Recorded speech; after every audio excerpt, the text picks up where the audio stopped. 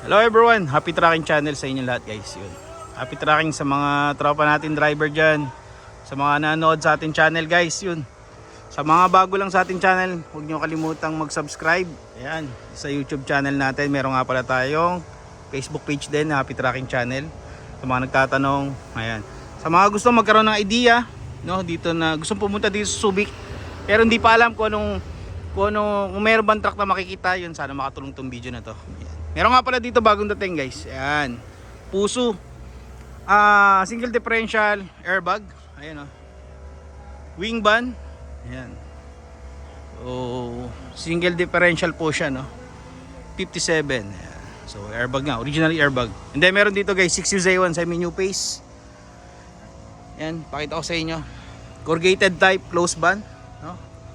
So Mitsubishi. Napakaganda ng Mitsubishi guys, no. Kaysa Thermo King, no. Sa Thermo King kasi maganda naman, pero kasi guys, pagka troubleshoot, napakahirap dukutin. Di kagaya ng mga TU type na sub-engine. Maganda. Yan.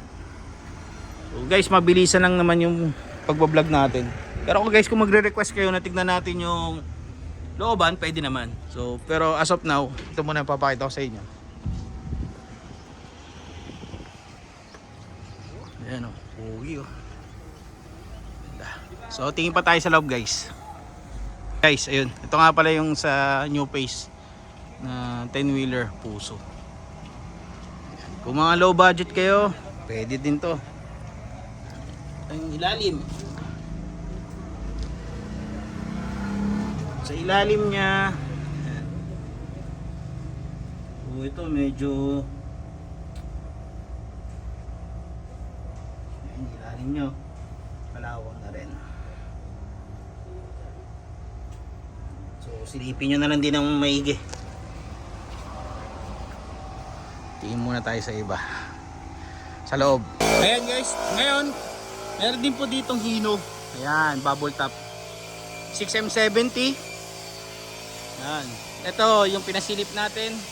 Meron ding Hino na freezer ban, yung Thermo King oh. Well, depende yung guys sa mga driver nyo, no? Kung paano nila ma-handle yung troubleshoot sa sub-engine. Sa akin na naman, base lang yun sa experience sa mga kliyente natin, mga subscribers. And also guys, yan, meron din dito. Ayan, pasensya na kayo, medyo maingay. Hopefully, sana naririnig nyo ako. Ayan. Bumper light din, bagong dating. Ayan o, 6UZ1. Meron din dito guys, inline. Ayan o. So, single differential to guys, na inline. Solid yan. Converted na. Ito, 10-wheeler, bumper light. Wing band freezer. New arrival. Tapos meron pa siyang karga dito na 6-wheeler, 6WG1 na bumper light. Ayan. Ang mga presyo na to guys, abot siya mga 1.8, 1.7. Ayan. And so, yun nga guys, dito napakita ko naman sa inyo itong Euro 5 na tractor head na napakaganda, napaka-pogi, chrome face, no? Yun. And then nga pala guys, no, meron dito, yan, na 6WF1 na CRDI naman ito, no? Airbag po siya, ayan, single differential. Pero maganda dito guys, yun, sariwa yung truck nito, nasilip ko to.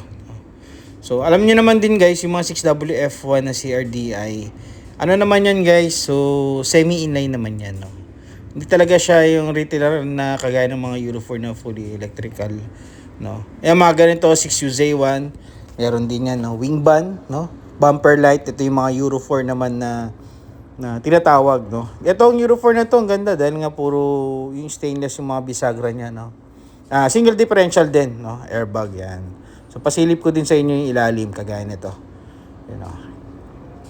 Tapos, abanti tayo dito, konti, no? Ito yung 6UZ1 na bumper light. And also, meron din ditong bumper light na color blue. You know, ito maganda rin to, guys. Yan. Color blue. Tapos, ito naman, guys, yung bumper light na freezer. Close band, corrugated type na Mitsubishi. Yan. Tignan nyo guys, no? Napakasariwa, no? Shoutout nga pala kay Boss Olay. Boss, Yun. Mahilig siya sa bumili ng mga ganito, freezer ban, no? So guys, yung mga freezer ban, ito nagkakalaga po ito, man, sa 2.1 million na. Then meron din dito yung mga i-convert na rin. Yan, ayun yung puso na original Molye. So, ayun guys, no. Hindi na din po tayo magtatagal. Magpapaalam na rin po tayo. And then, yun. Happy tracking channel everyone. Thank you. Bye-bye. And God bless.